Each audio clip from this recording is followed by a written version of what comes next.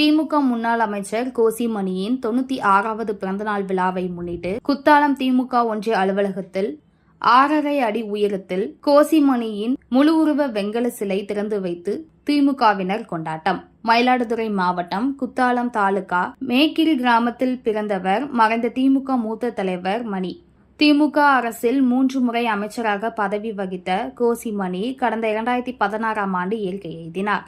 அவரின் நினைவாக குத்தாலம் திமுக ஒன்றிய அலுவலகத்தில் 6.5 அடி உயரத்தில் கோசிமணியின் முழு உருவ வெங்கல சிலை புதிதாக நிர்மாணம் செய்யப்பட்டது.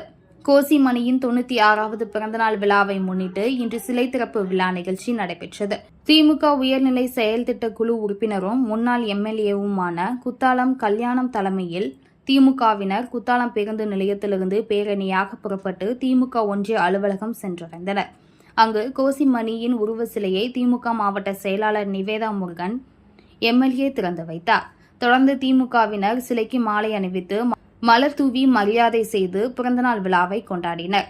இந்நிகழ்ச்சியில் கோசிமணியின் குடும்பத்தார் மற்றும் திமுக முன்னாள் எம்எல்ஏ அன்பழகன், குத்தாலம் ஒன்றிய தலைவர் மகேந்திரன், பேரூராட்சி தலைவர் சங்கீதா மாரியப்பன் மற்றும் திமுக நிர்வாகிகள் உள்ளிட்ட ஏராளமானோர் கலந்து கொண்டனர்.